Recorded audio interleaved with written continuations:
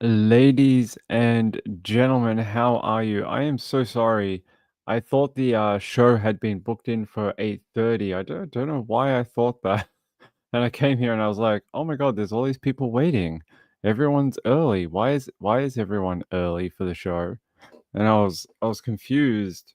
And then I checked my reporting time and it was it was like 8 o'clock. So I'm there's a big echo. There should be no echo. Hold on. Hello, hello. Yeah. Echo cancellation. Yeah. It should be no echo on the audio. The audio should be quite good. This is a brand new microphone. We finally have it. It's finally here. Working really good. Yeah, hopefully the audio quality has picked up with the new microphone. The other one would sound muffled every now and then. It would sound strange at other times. Not sure why it would do that. It would just one time it'd be like super loud and then it would be muffled again and then then it would crackle all the time. It was having some gremlins at some point. So hey, it's good to see you. This is my channel, Nights with Ping. We've been reporting from the Erin Patterson trial for the last 8 weeks. 8 weeks. Today's day 32. And we are in those final stages of the trial now. We are officially there. There is not much more to go anymore. Very, very little. Um, Today was opening statements, and we heard from the prosecution all day. So that's what we had all day today. And it will continue probably most likely tomorrow too, as they didn't say they had finished. They just finished for the day. So I'm guessing that means they will continue in the morning again. And what happens now? So I can tell you what happens now is that we'll hear the rest of the prosecution's closing statement, and then we will get the defense's closing statement. After that, it is the judge's charge to the jury, and then it's into deliberations. That's it. After that, we're good to go, and we'll be in verdict watch. We'll be in verdict watch after that. So, hey, good to see you all. Hey, Aaron, good to see you. First time catching the live stream. Thank you. I appreciate it. Zen's here. Justice Jane is here. Sean, hey, buddy, good to see you. Retired RN's here. Julie Miller. Julie Miller, thank you so much for the donation, too. I saw it come in earlier today. Thank you very much. It's very kind of you. And who else do we have? Laura T, Video Reel, Snap Crackle Pop, Elaine is here. Texas is here. Quiet Observer. Yeah, I'm looking forward to going to my bed at some point and sleeping. Let's see. Francesca's here. Who else made it here?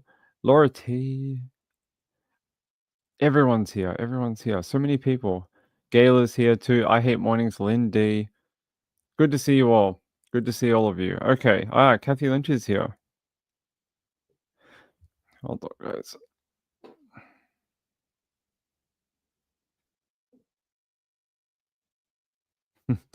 Okay. All right. Good to see you all. We'll get the chair fixed at some point. The squeaky chair. Hey, Heather. Good to see you. All right. Hey, Ferrari. What's up? Good to have you here tonight. Okay. Hey, Excited Utterance. How's it going? Happy birthday for tomorrow, my friend.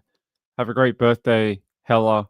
And may all your internet legal battles go in your direction.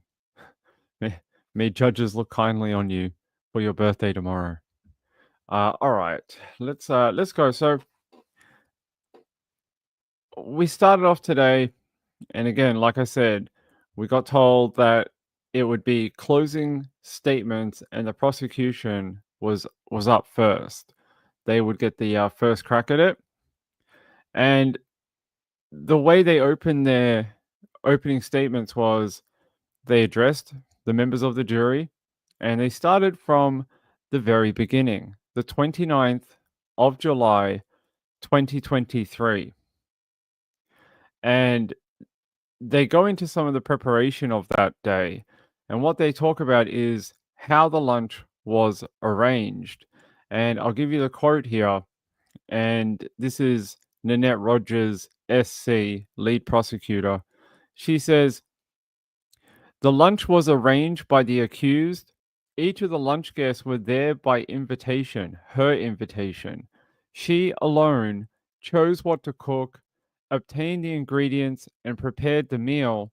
Despite the recipe being for a single dish, she intended to cut into smaller serves, uh, or intended to be cut into smaller serves.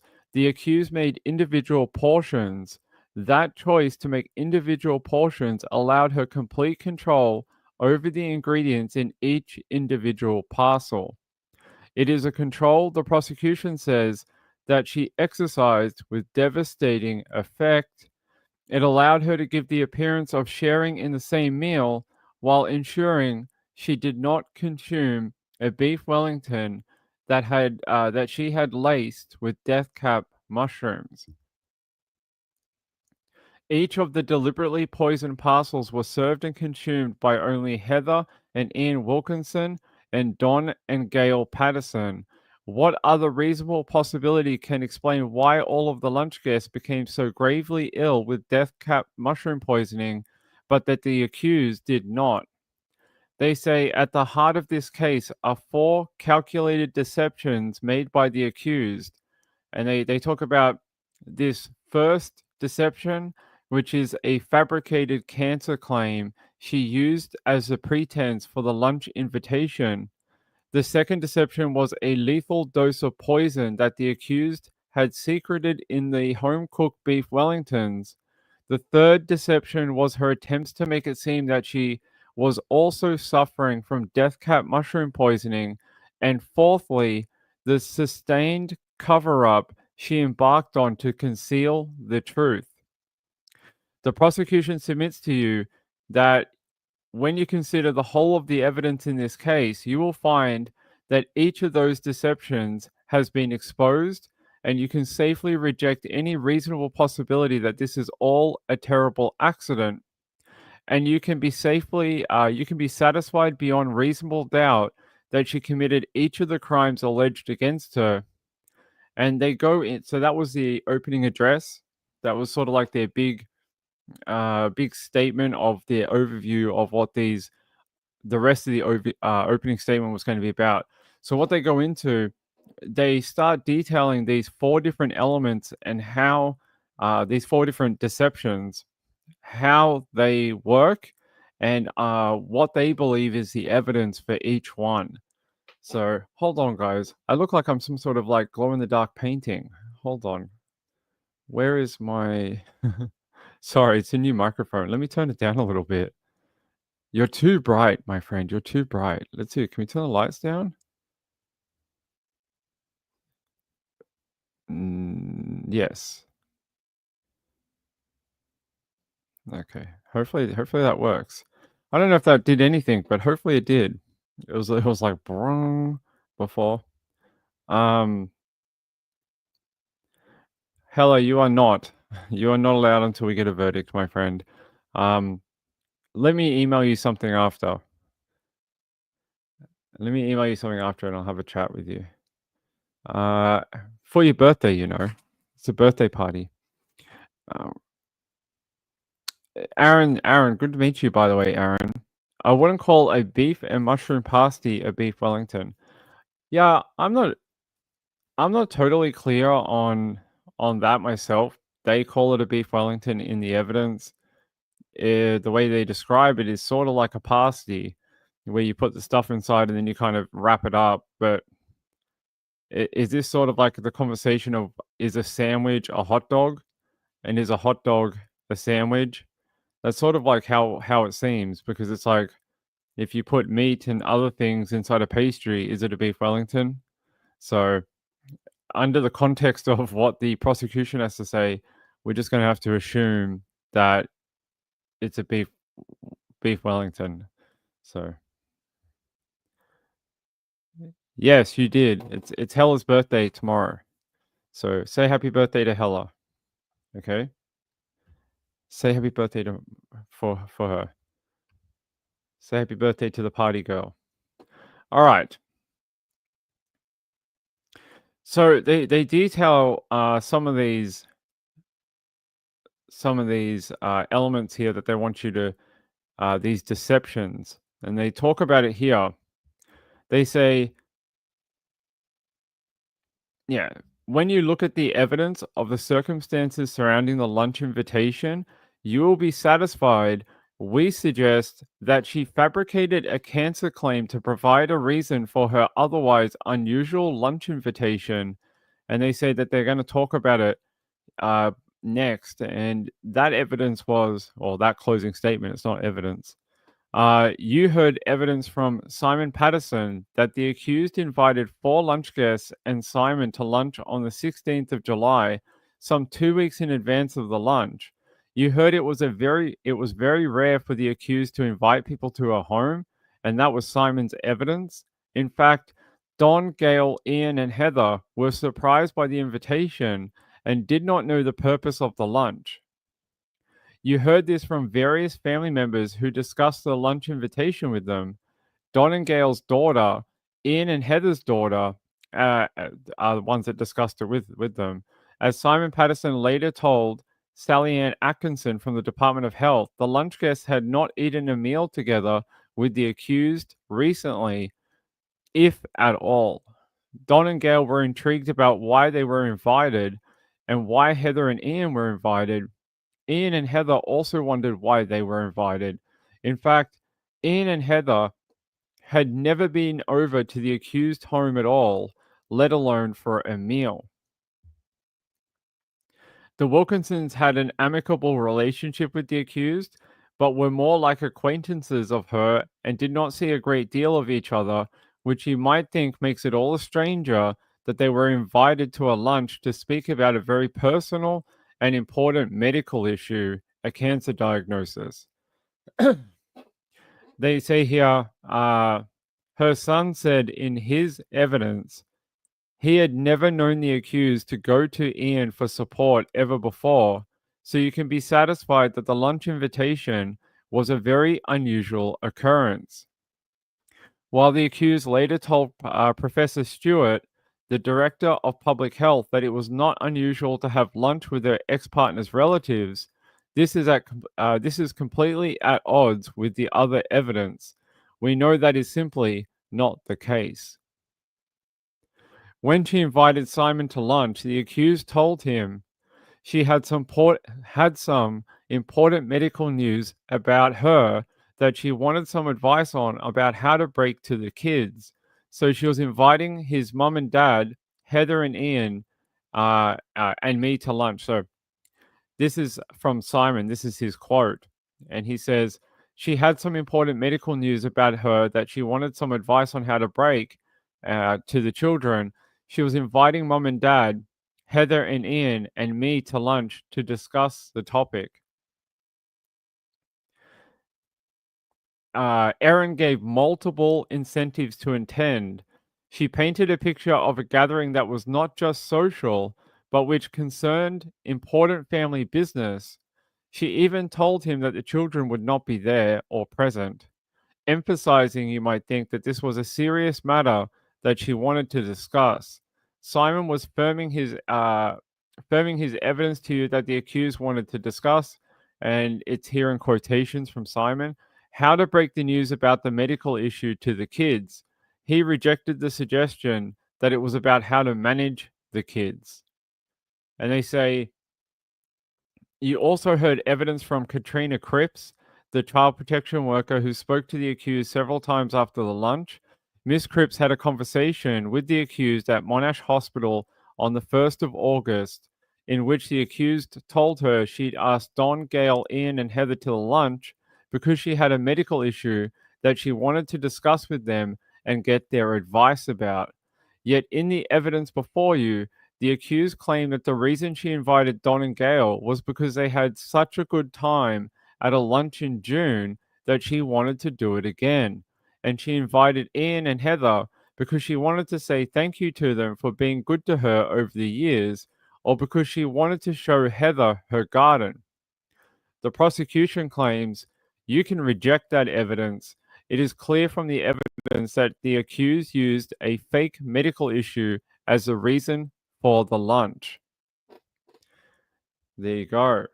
So it's one of the elements here. One of the deceptions is what they're calling it. A deception. Yeah, that's what the prosecution is trying to demonstrate in their closing statement to the jury. Yeah. So, we didn't play the video. I'm not going to play the video, but I'll just tell you that um, that subjudice is still in effect right now, and being so close to a deliberation, I would take it seriously at the moment. Like, I would take it seriously all the time, but I don't think anyone wants to bin 8 weeks of trial because somebody posted or said the wrong thing right now. So, yeah, that's yeah, I think everyone's just like, "Let's just get to the verdict. Let's just get to the deliberations. Let's let the jury do their job." I don't think anyone wants to do this all over again at any point right now. Everyone's put like 8 weeks into this.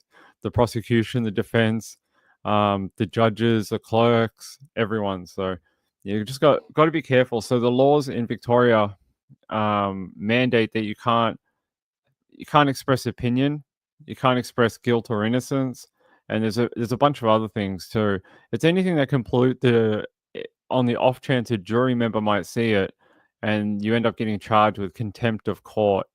And in the Supreme Court in Victoria, there's no maximum sentence or penalty that a judge can issue to you if you are charged in this way for subjudice contempt. They can sentence you to whatever they want. There is no there is no guideline. There is no like, oh, you only have to pay like a $500 fine. They can just do whatever they want.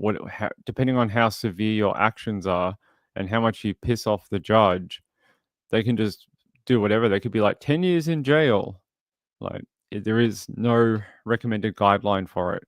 It's just whatever the judge feels, appropriate. So,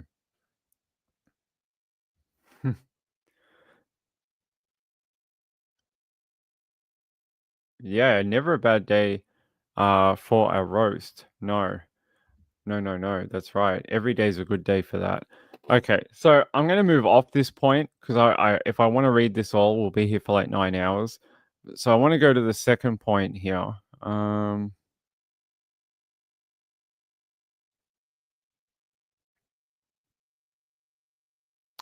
Yeah.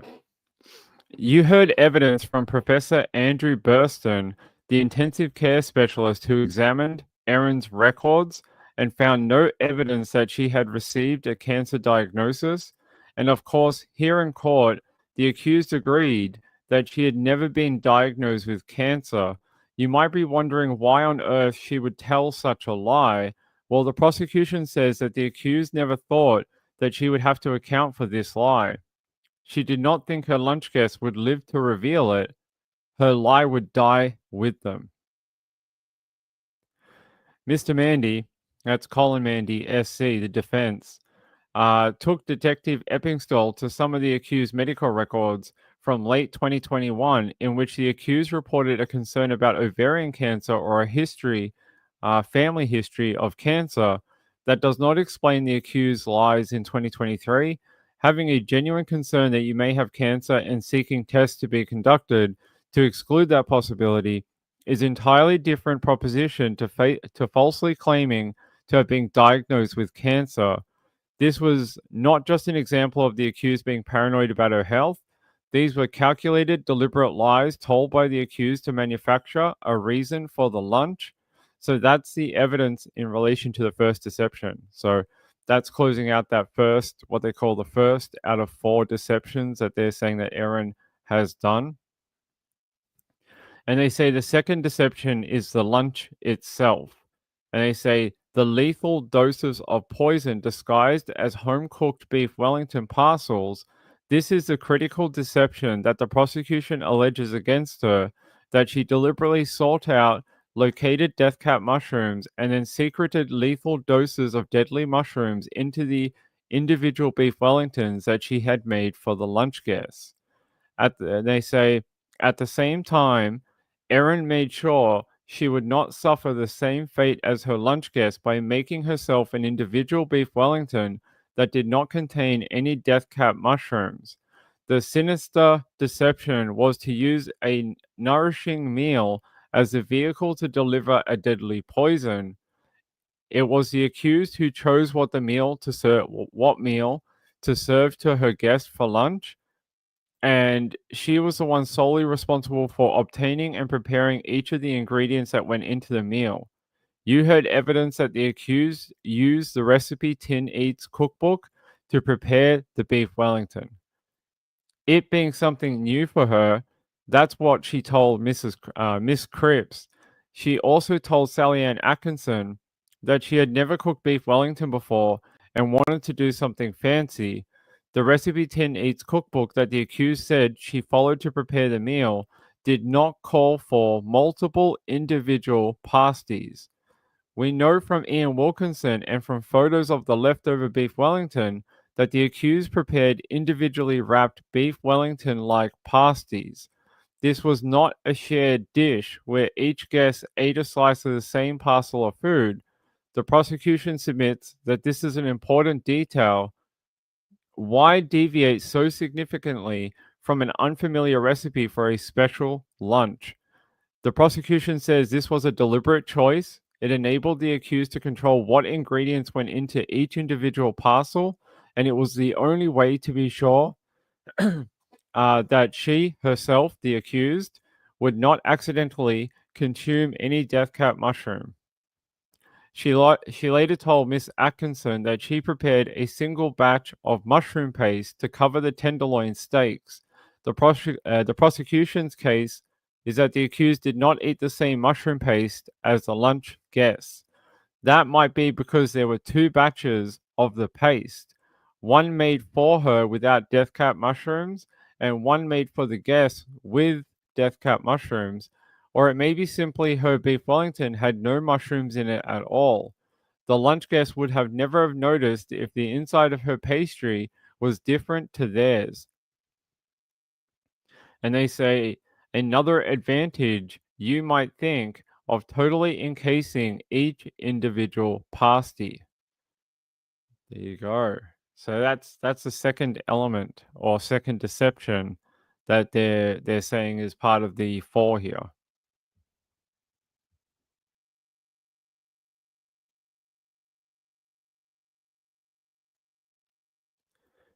Um, that's true, Hella.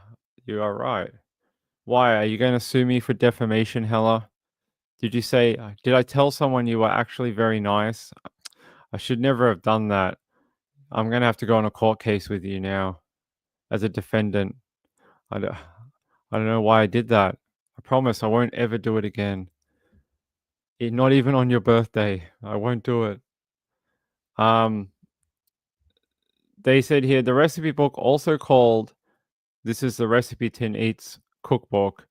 The recipe book also called for 700 grams of sliced mushrooms to serve 6 or 8 people.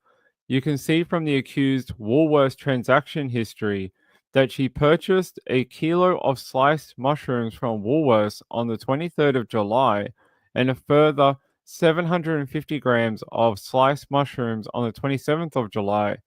She told you she'd eaten the kilo of mushrooms bought on the 23rd of July, but the prosecution suggests you can reject that.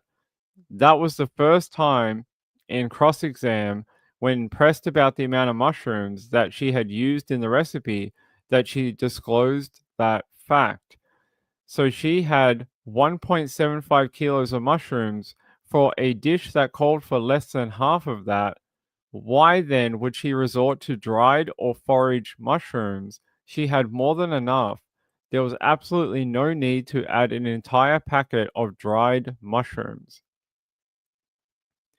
The accused said she added the dried mushrooms from an Asian grocer for extra flavor. That was Miss Cripps' evidence, but she told Professor Stewart and Sally Ann Atkinson and Katrina Cripps that the dried mushrooms she claimed she purchased from an Asian grocer had a strong smell or smelt funny. She specifically told Sally Ann Atkinson that she did not use them in a previous dish for which she had bought them, because she was worried that they would be too overpowering. Why then would you add mushrooms that smelt funny and you were worried that they might be too overpowering to a special lunch that you were preparing for guests? There you go. Hold on guys, 1 second.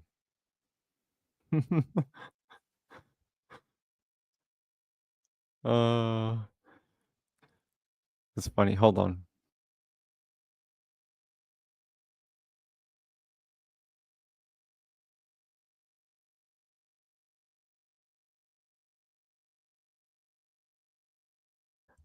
Oh my god. Every time Hella comes here, we always say funny jokes. The accused is now saying, yeah, okay. So the accused is now saying that she may have accidentally added foraged mushrooms, wild mushrooms, to the dish. But you heard evidence from Dr. Tom May that dried death cap mushrooms, like he gave evidence of what they smell like. He told you that he's dried death cap mushrooms on a number of occasions and they smelt very unpleasant. Again, it wouldn't make sense that someone would include something that smelt very unpleasant in a special meal. So there you go. There you go. So that was the second element detailing some of the prosecution's claims about this lunch and the poisons that they say were deliberately put into the beef Wellingtons to cause harm, kill these people. That's the claim. 3 people died, a 4th person survived. There's 3 charges of murder and 1 of attempted murder. That's 2, but okay, that's 3. 3 charges of murder, 1 charge of attempted murder for Ian Wilkinson. So, all right. Let's see. All right. So they move on to a slight different bit here. Yeah. So they talk about iNaturalist here. So they start off this section by talking about photos that Erin had sent Facebook friends of mushrooms inside the dehydrator on her kitchen bench. And they say there is no direct evidence as to where the accused sourced the death cap mushrooms. However, what the evidence does demonstrate is that she was aware of a website that could be used to locate death cap mushrooms and that she had the opportunity to source those mushrooms at a time approximate or near the lunch. Dr. Tom May told you about the iNaturalist website. It is the largest citizen science platform for uploading observations of fungi. iNaturalist features a map where you can view records of sightings of particular species of mushroom, including death cap. You are shown various images of maps with little red dots signifying where people had sightings of what they said to be death cap mushrooms, which included GPS data for each sighting that can be accessed by clicking on the red dot. There is evidence in the trial that the accused was familiar with the website and with its map feature. You heard evidence from Sharman Fox Henry, the digital forensic officer at the cybercrime unit. He explained the process which investigators undertook when they obtained the various devices seized from the accused's home, including the use of write blocker to ensure that no information on the hard drive is altered when it is examined. So yeah, Shaman Fox Henry did detail what this write blocker is. It's a device that they connect to hard drives or sometimes a computer. And what it means is once this is on the device, it can't be altered. So it's a way of securing the chain of custody of that device, because it can't be. It's not like you could forge evidence, or there could be a cross contamination from another drive, or you can make a mistake and copy something from this drive to that drive. When you put a write blocker on it, it means that nothing can be copied across. It blocks that function. Nothing can be altered, but they can access data and retrieve data from the device. You can't put anything on it. So it sounds like what it is, a write blocker. So yeah. Sorry about my squeaky chair. I'm gonna have to buy a new one soon. It's way too squeaky nowadays. It's here. What do they say? Yeah, his evidence was he then took a digital unalterable exact copy of the hard drive. That digital unalterable copy was then processed through some digital forensic software, which is built to extract data, files, media, and databases and put it into a readable format. That software is called Magnet Axiom, and the investigators use it to interrogate devices to find items of interest. And yeah, so that's how they found that's how they found that information about iNaturalist on the computer, and they go a little bit deeper into that, but I want to move a little further down.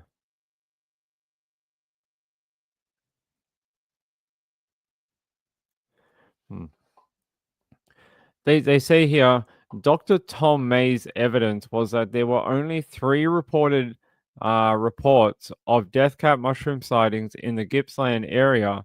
The first one was near Morwell, which was a historical entry in the Atlas of Living Australia sometime in the last 20 years. There was one in Lock on the 18th of April 2023, posted by Christine McKenzie on iNaturalist.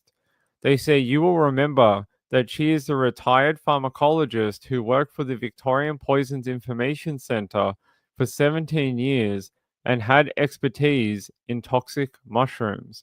She gave evidence that she went for a walk with her husband, grandson, and the dog to the recreation oval in Lock. When she saw death cap mushrooms under oak trees, where she saw, yeah, death cap mushrooms under oak trees. Dr. May confirmed in his evidence that the mushrooms posted by Christine McKenzie were in fact death cap mushrooms. Miss McKenzie removed all of the death cap mushrooms that she could find, but she told you there was an absolute risk that more would come up in the next days or weeks. While she was careful to remove the entire bulbous cup for the first few mushrooms so that she could capture them in a photograph, she said she wasn't as careful for the remainder. She posted photos and an identification of death cap mushrooms on the iNaturalist website under her profile. The photos automatically geotagged the location of the sighting to a very specific location near the reserve and the lock suspension bridge. She told you, as I have just said a moment ago, that there were a number of oak trees in the area. The third report of death cap mushrooms, and this one is one of 3 reports of death cap mushroom sightings in the Gippsland area.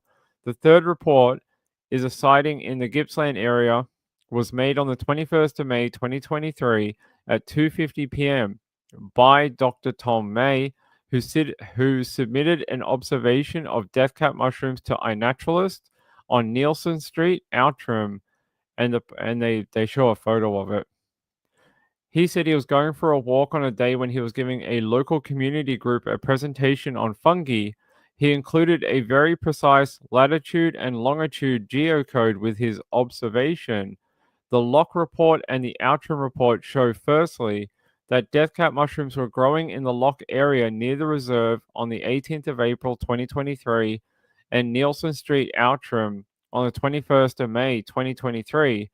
And secondly, that the information was public with specific location data via the iNaturalist website. There you go. They say to be clear, this evidence by itself does not show that the accused accessed the posts made by Dr. May or Miss Mackenzie. It only shows that those posts were available to be viewed publicly on a website. The accused had knowledge of this website and had previously accessed it. Of course, we suggest to you that you can draw the inference that she saw the post put up by Christine Mackenzie and Tom May. When you consider all of the surrounding evidence, and they say they'll show it to the jury or talk to the jury about it in a minute. This is where the evidence of Dr. Matthew Sorrell becomes important. As you know, he's a mobile services data expert who gave evidence concerning mobile phone base stations and the EBM, or electronic base monitoring records. This evidence tends to show that the accused had the opportunity to source death cap mushrooms at a time approximate to the lunch. On April 28th, 10 days after Christine McKenzie's post, 10 days after she posted her sighting of death cap mushrooms around the recreational oval in Locke, the mobile service records for the accused indicate a possible visit to the Locke Township near where Miss Mackenzie posted her sighting, which is about 23 minutes of driving time from Leongatha. The location timeline produced by Dr. Sorrell shows the accused's mobile phone was connecting with the Currumborough base station just before 9 a.m. Then there are a series of connections to base stations consistent with the phone moving from Currumborough, passing north of Outram, and then to the east of Locke before then connecting with the Lock South Tower, with connections to the antennas bearing 100 degrees and 330 degrees. They say you will recall the connection at 9:14 a.m. is to Lock South 330 degree, and antenna pointing it's an antenna pointing into the Lock Township, as Dr. Sorrell told you. They say, what we see here, and this is from Dr. Sorrell, what we see here effectively is the phone moving away from the Currumborough area and to the Lock area and then back to Currumborough. He was careful to make clear that records are not definitive about how long the accused's phone remained in and around the area of Lock on this occasion. He said, there is the potential for that visit to be between 9:14 and sometimes short of 10 a.m. in order to get south of the Lock base station. And they say the prosecution wants to emphasize that there is an absence of records between 9:14 and 10 a.m. And so while there is the potential for that visit, it doesn't definitively point to the phone being in and remaining in and around the Lock Township during that period. Uh, they say here, while Dr. Sorrell could only say that there was a potential for a visit to Locke on the 28th of April, you should consider that the evidence in the context of the other evidence in this case, most importantly, the fact that the accused purchased her dehydrator on this very day, approximately 2 hours after this possible visit to Locke, during which time the prosecution alleges that she was looking for and likely finding death cap mushrooms. You should also consider that this phone location evidence in the context of the phone location evidence for the 22nd of May 2023. On that day, which is the 22nd of May 2023, the mobile service records for her indicate another possible visit to Locke. This location timeline produced by Dr. Sorrell shows that the accused's phone was in Leongatha prior to 8:05 a.m. before traveling towards the Lock South Tower. Then the phone connects persistently with the Lock South Tower about every 5 minutes between 9:24 a.m. and 10:01 a.m. These persistent connections via the Lock South Tower at 330 degrees, which points straight into the Lock Township. Dr. Sorrell told you that while the phone may have been moving in and around the area, it can't be moving very far, otherwise, you would see a spattering of other connections. So there you go. There you go.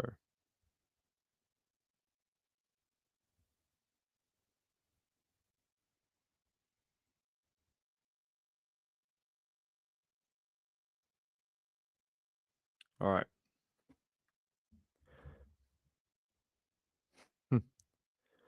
All right. You funny people.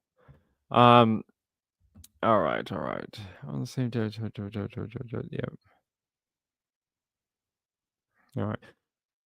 One more from Dr. Tom May. They say on the same day, the 22nd of May, the day after Tom May posted his sighting of death cap mushrooms in Nielsen Street, Outram, the mobile service records for the accused indicate a possible visit to Outram. Outram is about 20 kilometers and 15 minutes driving away from Leongatha.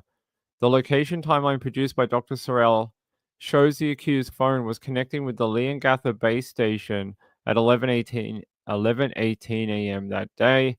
The phone then connected with a series of base stations, indicating the phone was likely moving, traveling away from Leongatha.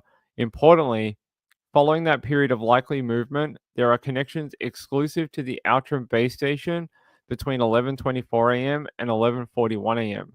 According to Dr. Sorrell, this supports the proposition that her phone was in and around the northern section of Outram for a period of time, possibly as late as 11:49 a.m. Not only is her mobile phone in that area, Dr. Sorrell told you that given the connections are to one base station and the changes are infrequent, this indicates the phone is more likely to be relatively stationary. So there you go.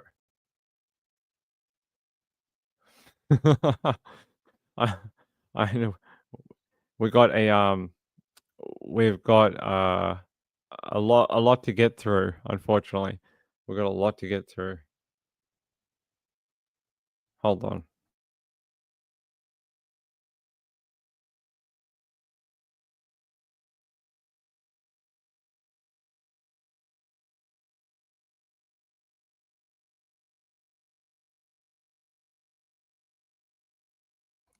All right.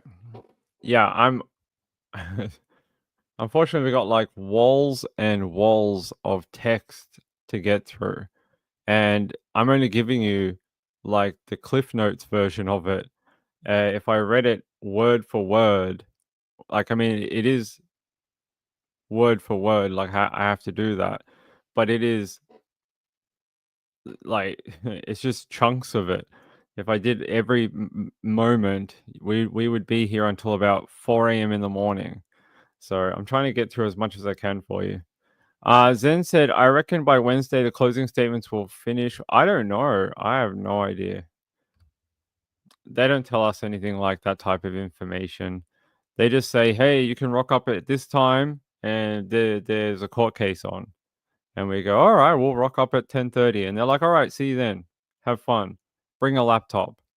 And that's it. That's all that happens. I don't know anything about timing or what's going to happen tomorrow or anything like that. They don't give us any hand delivered timelines or they don't they don't um they don't laminate anything for us. They're not like here's a timetable like you're in high school. They don't really do that for us. Although I wish they did. That'd be great. All right. So that yeah, I'm gonna get out of the telecommunications data. That was enough. Da, da, da.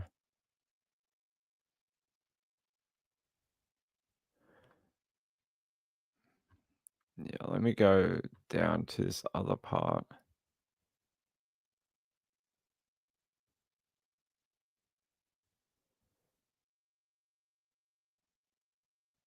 All right.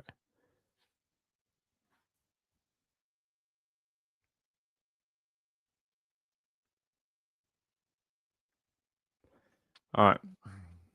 So they're talking about the lunch again here. Have a good birthday tomorrow, my friend. I'll try drop by the live stream and visit you for your birthday, okay? I'll do my best. But thank you for the super chat. Have a great birthday tomorrow and yeah, have fun. Thank you though. Thank you. I appreciate it. Okay. So in this part, they're talking about evidence here. So they're talking about the plates. So we've all heard about these plates throughout the trial. This is what the prosecution has to say about those plates. Okay, they say here. Firstly, as we have already noticed or noted, there is no suggestion that the accused ever mentioned to the lunch guests that they were about to eat food containing wild forage mushrooms. Hold, hold on.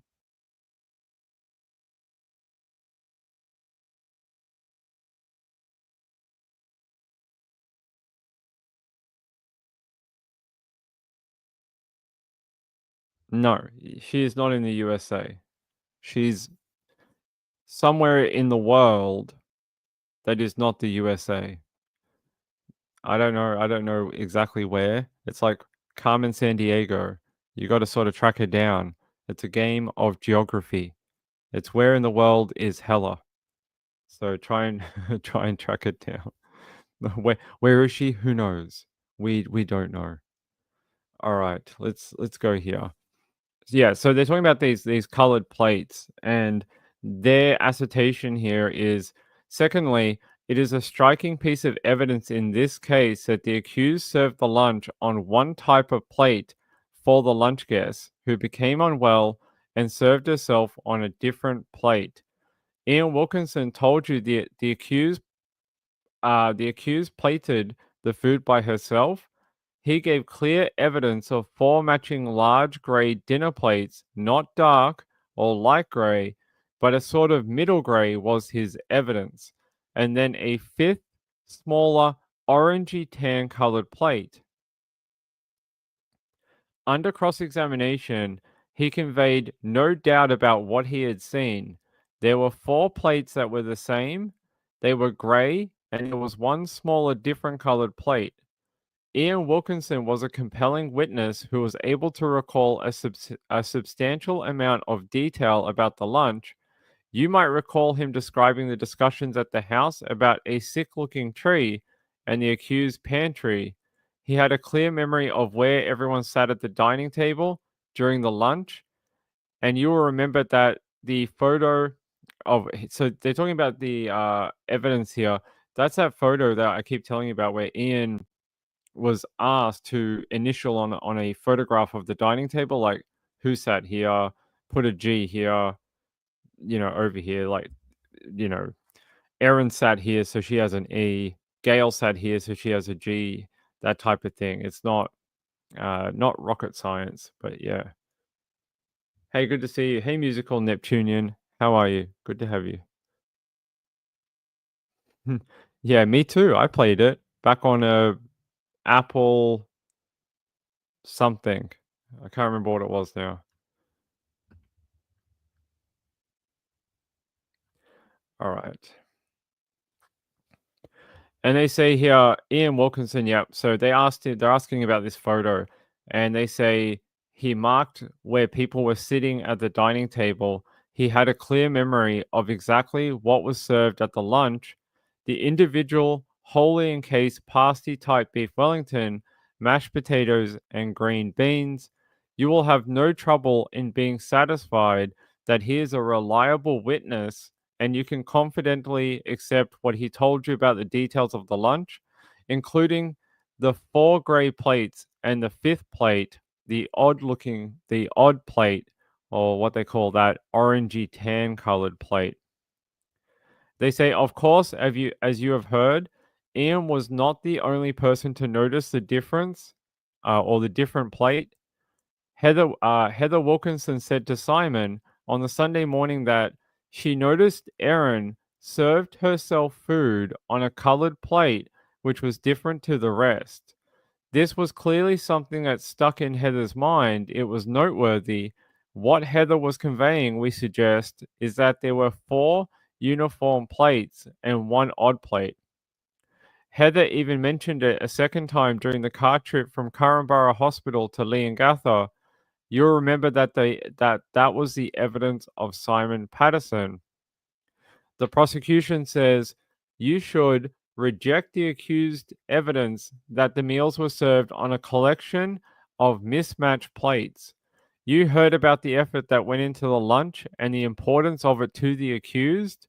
You have heard how noticeable it was to Ian and Heather that there was a single odd plate. You should also reject any suggestion that the accused just happened to eat from a different plate to those of her guests. Gail and Heather picked up and carried the 4 grey plates to the table. The accused picked up and carried her own plate to her place at the table. That was the evidence of Ian Wilkinson.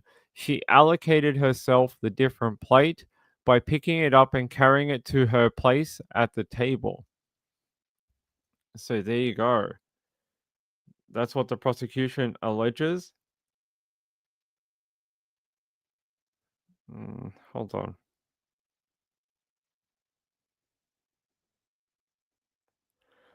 All right.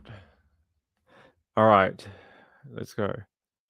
Kathy said, "Is Ian the pastor that survived?" I'm confused about who else might be giving evidence from the lunch. Yes, it is Ian. He's the only one that survived who was invited to the lunch, except for Erin. So it was Erin, Ian, Heather, Gail, and Don. The other 3 died. Don, Gail, and Heather. Ian survived, and Erin survived too.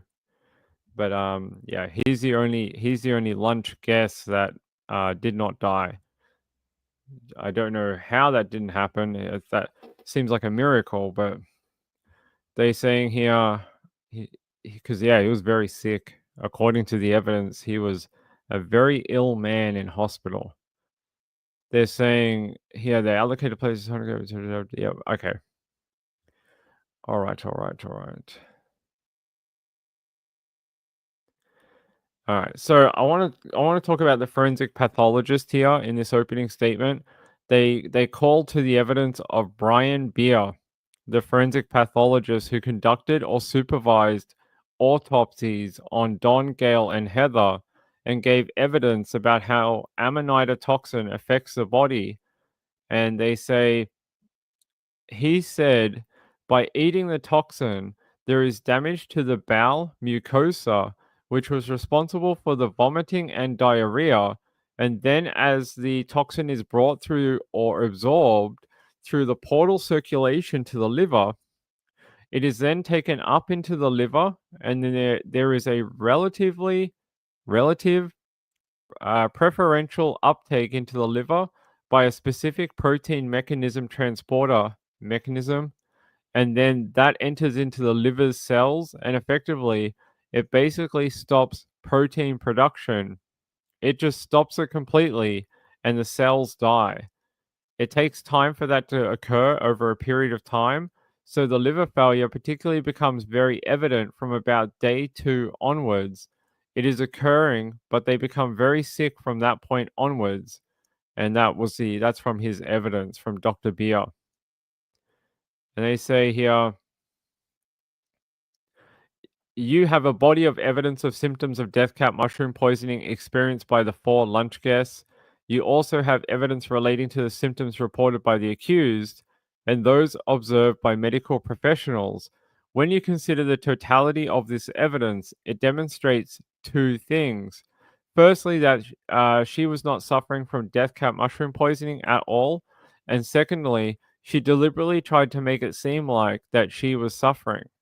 So what they're talking about there is that they're accusing Erin in their closing statement of not having death cap poisoning at all, and that she tried to make it seem like that she did. So yeah, that's a simple version of that. So they say, let's look at what happened to the accused after consuming her beef Wellington, so Erin's beef Wellington. They say when you interrogate all of the available evidence about her health in the aftermath of the lunch, you would reject any suggestion that she suffered even a mild version of death cap mushroom poisoning. What that evidence shows is that the accused, over a number of days, deliberately and falsely represented to family members and medical personnel, both by her words and actions, that she was very unwell as a result of the lunch. Of course, the only reason she would do something like that, pretend to be suffering from the same illness as others, is because she knew she had not been poisoned, knew she was not going to be exhibiting symptoms of poisoning, and knew how suspicious this would look to everyone. Her good health, in other words, would give her away about what she'd done, so she had to try and look unwell to others. That is what the prosecution claims. So here we go. Hey Renee, how are you? Good to see you. Hey Aaron. Yeah, sorry sorry I read that telecommunications bit really quickly. I was just there was so much of it. I was like, I just want to get through it. Oh, I just want to get through this giant wall of text. It was it was like a mountain of words. So sorry about that. Wow, musical Neptunian, maybe. Yeah, that's okay. I don't know. Yeah, it's fine. But yeah, Kathy says, Is the pastor is Ian the pastor survived?" Yeah, yeah, he is. Um, he is indeed.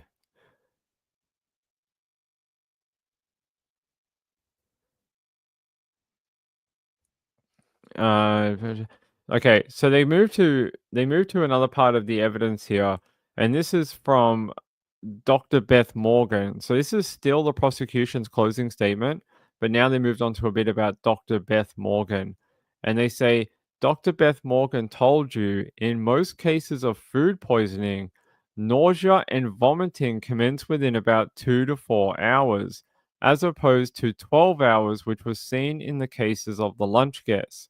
It would therefore be inconsistent with the onset of illness experienced by the lunch guest, which was caused by death cap mushroom poisoning, for the accused apparent symptoms to have begun approximately about 4 p.m., as she claimed to Simon, which would have been only 2 hours after consuming the meal. And they say the accused count to Simon of being unwell with diarrhea on the evening of Saturday, the 29th of July, is not consistent with what the others observed about her that night or with what she did, her actions. In fact, it was the first of a series of inconsistent statements and contradictory actions by the accused about the state of her health after the lunch. She said she was worried about taking her son's friend home because she might have an accident, and that was Simon Patterson's evidence. She told this same story to Katrina Cripps on the 1st of August. In fact, she later reported to toxicology registrar Dr. Laura Muldoon that she had explosive diarrhea every 10 minutes, which became watery clear by Sunday, and yet she did take her son's friend back home on Saturday evening without having an accident. The distance between them is about 15 kilometers, with a travel time one way of about 13 minutes. So the trip to return the son's friend home was an approximately 26-minute round trip. So there you go. And they're saying that, there you go. Duh, duh, duh, duh. Okay. Where is this? Okay.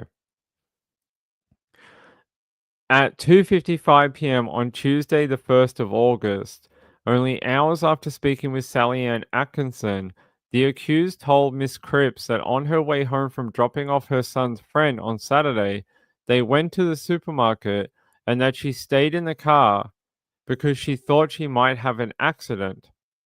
The accused told Miss Cripps that she thought sitting in the car would provide a cork so she wouldn't have an accident. The accused evidence to that effect that if she did say this to Miss Cripps, the accused said uh, she must have been confused with how she felt on Sunday. It doesn't make sense given that she expressly detailed to Katrina that this concern about having a toilet accident occurred when she was taking her son's friend home. They're saying you also saw in the Calder Mead BP CCTV footage that the accused went into the store, did not remain seated in the car, hoping that it would act like a cork. So they're saying that she went to this BP service station, and in a previous conversation with someone else, she said she just wanted to be seated in the car because it might act like a cork on a bottle of wine. The prosecution alleges in this closing statement that by her going into the BP and walking around buying items at the service station or gas station, that this contradicts her statement given to someone else. So Zen said, "Thank you, I appreciate it, Zen. Appreciate it." Mike Bell says, "I don't think so. I don't think they're gonna." Now I can tell you this, Mike Bell. I can tell you this. Now that the defense and the prosecution have closed their cases, there will be no more calling of any witnesses. So, no, unfortunately not. Hold on here, guys.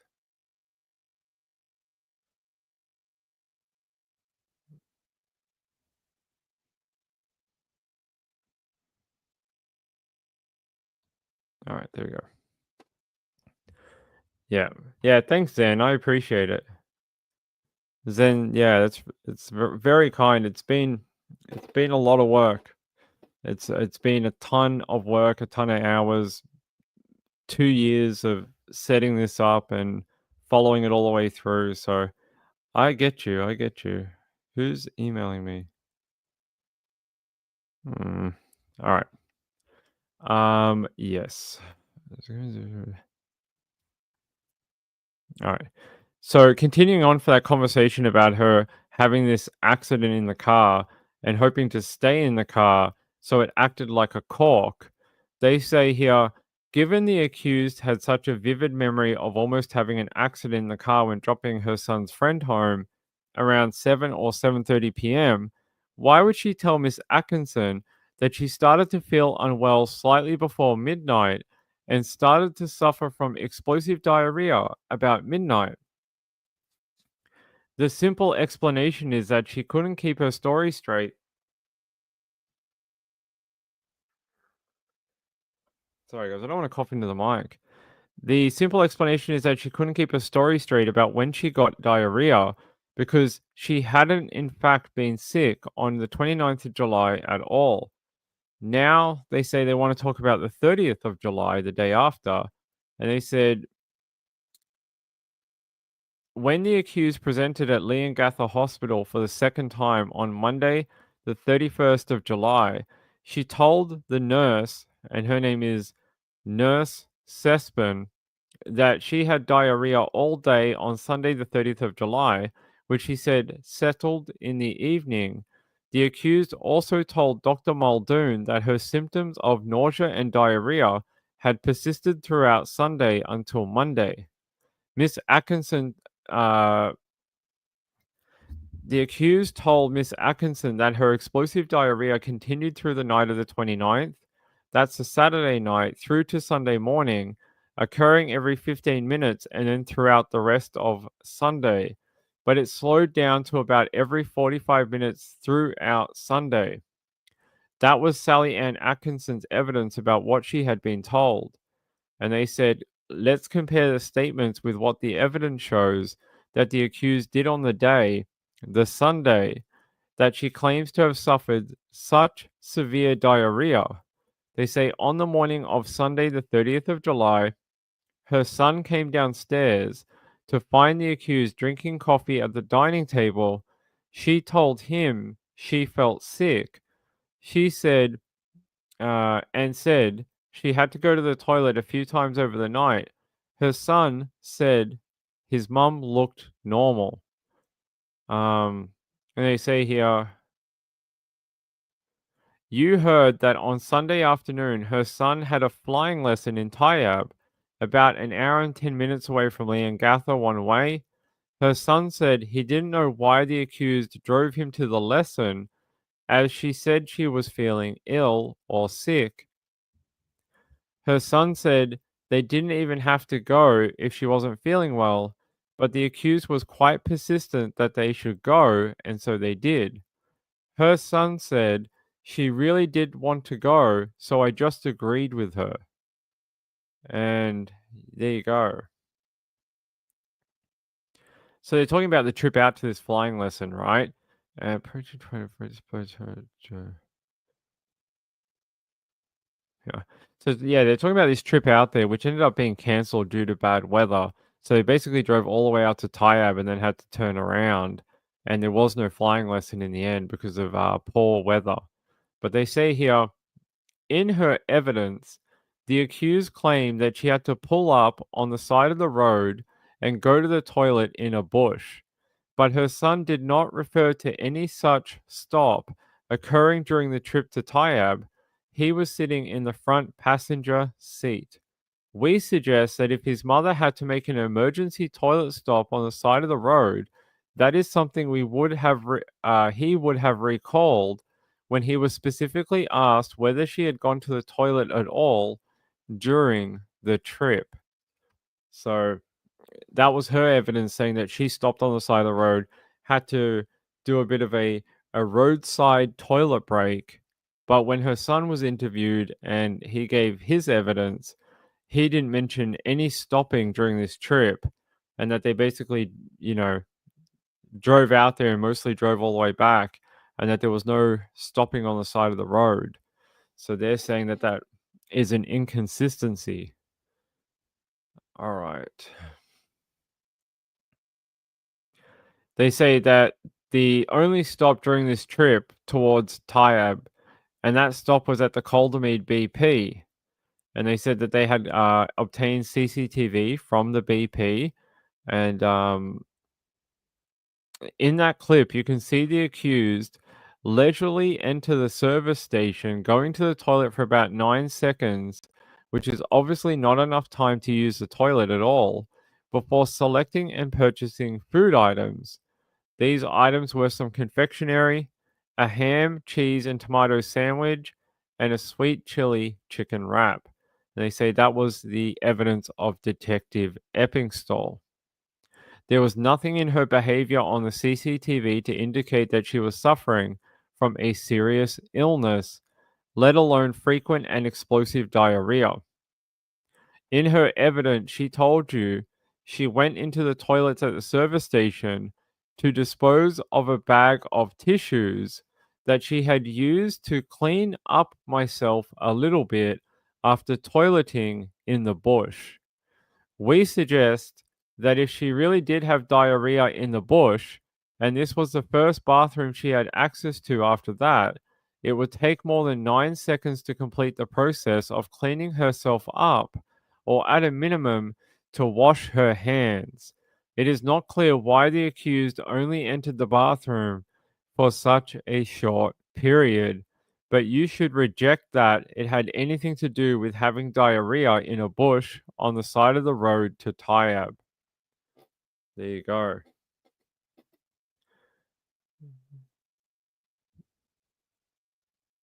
That is the new microphone, yes.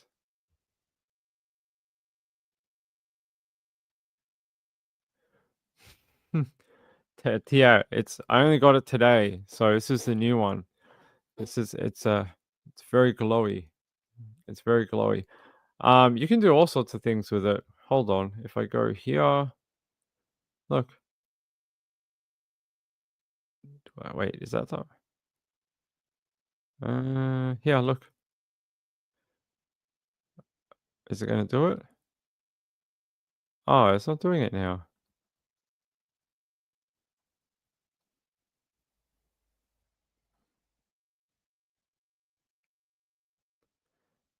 Uh, it's not, if you can get this working right, you can actually, like, spin all the lights around and turn them upside down and make them flat but it's not working right now, and I don't know why. It's just not. Alright. It's not working at the moment. We have a control panel, but it's not working. Yeah.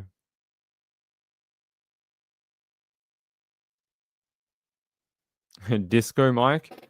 It is a little disco mic, isn't it? It's even got lights up here. Look, I don't know if you guys can see them.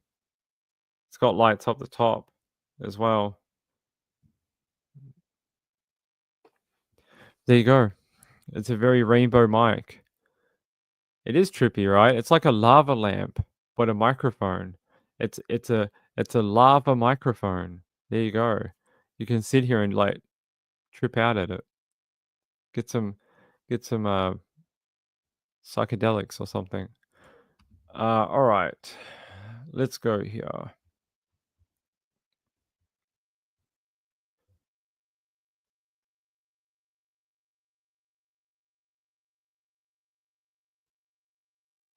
Let's see what else I got from today. I was hoping to do a recap and just pick out like 10 paragraphs, but we've done 9,558 paragraphs instead.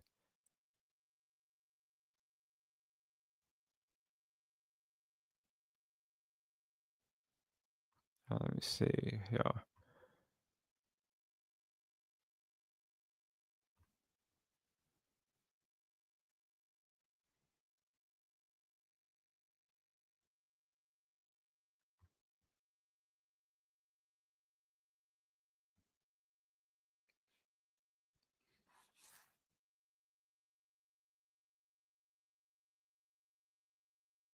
Uh, so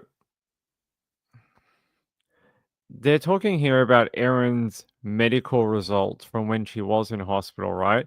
And they say here, recall that the accused complained of extensive and at times explosive diarrhea over multiple days.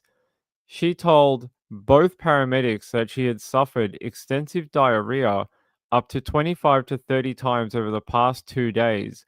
By the time she came to be transferred to Monash Medical Center, she told Dr. Muldoon that she had initially had explosive diarrhea every 10 minutes. And they said, what did the accused blood tests reveal about possible dehydration? The point of care test conducted on her at Leongatha Hospital at 10:21 a.m. on the 31st of July showed a creatinine reading which was in the upper reference range, which you can't make much of when viewed alone, and that was Professor Burston's evidence. But he said that urea to creatinine ratio was only 41, and his evidence was that that was not consistent with dehydration. When formal blood tests were done at Leongatha Hospital at 11:48 a.m. that morning, both the creatinine and the urea were within the reference range. The creatinine to urea ratio was again 62, according to the professor, not consistent with dehydration. These tests were repeated at 3:57 p.m. and the results were consistent. That is, again, the creatinine to urea ratio was not consistent with dehydration. Overall, the professor gave his opinion that based on the accused elevated hemoglobin level, he could conclude that the accused was somewhat dehydrated and had a mild level of dehydration upon presentation. A mild level of dehydration is not, we suggest to you, consistent with the accused story of having extensive diarrhea up to 20 to 25 to 30 times over the past 2 days. When asked what he would expect in a significant diarrheal illness, Professor Burston said, it will depend on the severity, but if you get significant dehydration, you may get signs of shock, low blood pressure, fast heart rate. You might see evidence of kidney dysfunction, so an elevated urea, elevated creatinine. You might see potassium loss because of diarrhea or illness. And he says they would be the main things we might look for. Other than later results of low potassium and a fast heart rate, which ended up settling, the factors consistent with a significant diarrheal illness were simply not observed in the accused.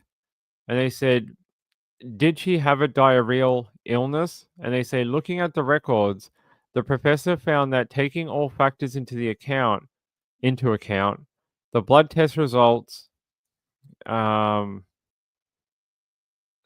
they say the professor was clearly acting on the assumption that they were truthful reports from her. They're talking about the self-reports of diarrhea. And then he said the combination of factors could be consistent with the onset of a severe illness. However, he also said that in addition to these test results, you would have to look at the timing and course of the illness that transpired. And of course, we know that she then got better and didn't descend into a very significant illness. The timing and cause of the illness and observations of medical staff when nurse Cindy Munro came in to cannulate the accused at Leongatha Hospital around midday on the 31st of July, her evidence was that the accused did not look unwell like Heather and Ian. And they quote her here, and she says, I recall Ian being so unwell that he could barely lift his head off the pillow, and Heather was a little bit unsteady on her feet, but Erin was sitting up in the bed, in the trolley, and she didn't look unwell to me. The prosecution says that's the evidence of Cindy Munro, who had been attending to Ian and Heather, and then say before she then went to attend on to Erin. They are the observations of Cindy Munro, a nurse with 25 years of experience. In fact, when the hospital made contact with the toxicology registrar, Dr. Connor McDermott, on the same day, he was advised that the accused was stable apart from having a heart rate of 140, but they look well and their investigations were so far unremarkable. That's what he was told by staff. When the accused came to be transferred to Monash Medical Center, the paramedic arrived at Leongatha Hospital to transport her, and Miss Spencer, who's the paramedic, told you that the accused appeared well. When the toxicology registrar, Dr. Laura Muldoon, assessed the accused at around 4 p.m. on Monday afternoon, same day, she noted that the accused vital signs were normal. By this time, Donald Patterson had already been transferred to the Austin Hospital in an induced coma. By Tuesday morning, when Sally Ann Atkinson from the Department of Health rang Erin, Erin said that she was feeling okay. That was the evidence that Sally Ann Atkinson gave. Dr. Laura Muldoon saw the accused on Tuesday morning and reviewed her. Her evidence was that there was no clinical or biochemical evidence of Amanita poisoning or any other toxicological substance. By that stage, all four guests of the lunch were in induced comas. Donald Patterson had been listed for an emergency liver transplant, and they say Dr. Raghu then reviewed the accused at 12:18 p.m. and asked specifically about any remaining abdominal pain, vomiting, or diarrhea. The accused said she had experienced none of those symptoms since 7:52 a.m. and had even been able to eat some lunch. Around lunchtime, Heather Wilkinson was arriving at the Austin Hospital, intubated and critically ill in a state of multiple organ failure.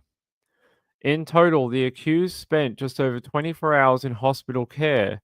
Not one medical professional observed her appearing unwell. When one looks at all the evidence in this case, we say that the accused was not suffering from a severe illness. The evidence overwhelmingly indicates that she was certainly not sick with death cap mushroom poisoning. All right.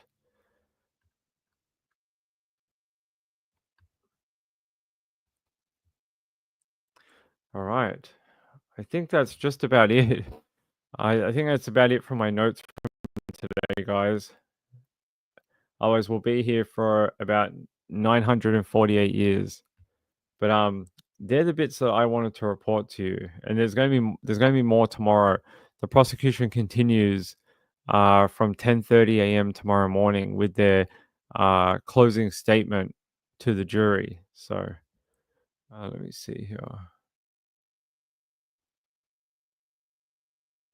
Just checking the people out here.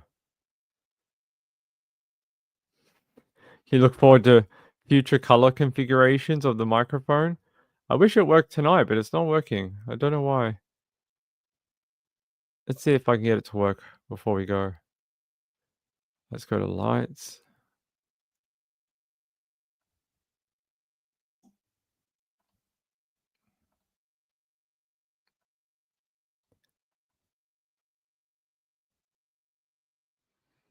No, not working today. It got it working earlier when I did it, but now it doesn't want to. It doesn't want to.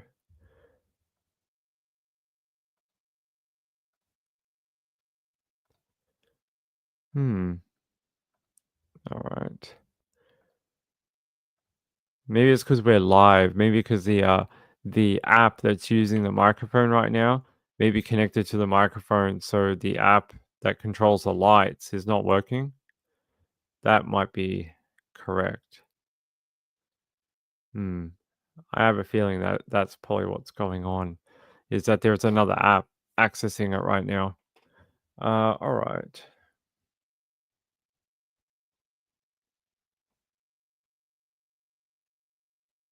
She, what? Hey Heather, good to see you, my friend. You like the current mic setting? It looks like a lollipop or one of those rainbow lollipops that or suckers or whatever. Looks like a microphone that could be a lollipop. Let me just check something, guys. Yeah, I wanted to thank my friend Julie. Thank you so much for the donation earlier today. I appreciate that. And the kind message as well. It's very kind of you. Hey, Jay. Good to see you. Good to see you. Hey, Heather. Good to see you too. Yeah, thank you for all wishing. Thank you for all of you for wishing Hella a happy birthday. I hope she has a good birthday tomorrow. Let's see. That was very kind of you all. Let's see up here. Okay. Okay. All right, guys. I am absolutely beat. I am exhausted, so I'm gonna get out of here and go collapse on my bed and try actually sleep tonight. I think the problem is last night I didn't sleep. I got like 2 hours of sleep for some reason, and then had to go through the long day today of doing crazy things. So, but it doesn't matter.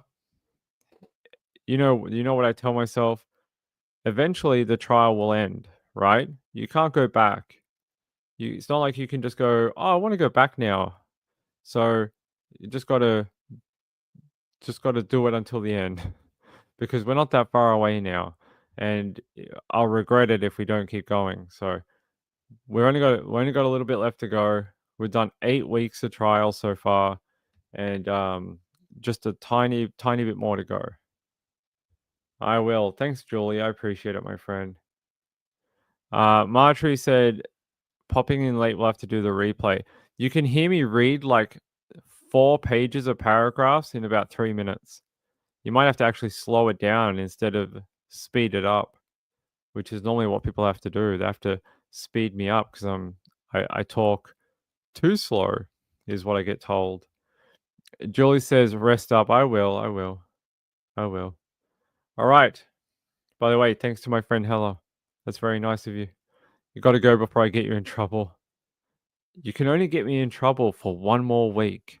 1 more week or so, maybe 2 weeks. It feels like childbirth. You'll forget about the pain after it's over. Yeah, that's what it's sort of like. Aaron, thanks for being here. I appreciate it. Nice to meet you. You get a high five like this. Aaron says, "Thanks, Pin, for the wonderful coverage. Thanks for everyone for the fun side convos. Come back for a. We do the late show on the weekends where we have a bit more freedom and a bit more fun. Like we sort of joke around and talk rubbish for like 2 hours and talk random true crime. We just sort of look up different stories and whatever takes people's fancy. Actually, Sean, I saw that one you sent me today. That woman in Western Sydney, in New South Wales. That one looks pretty bad. The fact that they opened up a second crime scene. So we will definitely do that one when I get a minute, when I get some time. We'll do that. Yeah, we'll do it.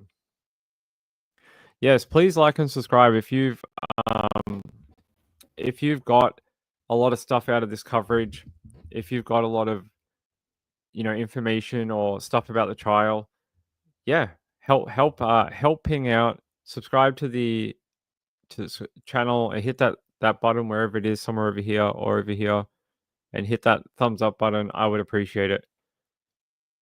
Lots of views tonight. All right,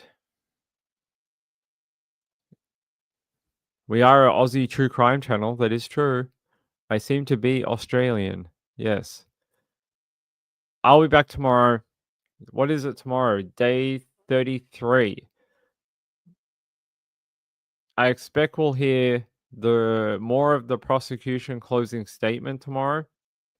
And I don't know if they'll wrap it up tomorrow or the day after, but it'll definitely continue in the morning. And then what do we have after that? It is the defense's closing statement after that. What happens after that? I don't know. We'll find out when it happens. I actually don't know. We'll find out when we get to that point in time. I appreciate you all. I love you all. Have a great night out there. It's 10 o'clock at night here. Uh, I'm gonna go crash and then get up at 5 a.m. and do this all over again. So peace out. Have a great night. Hope this was a whole heap of information from today's closing statements, and I'll see you tomorrow. Bye. Bye bye.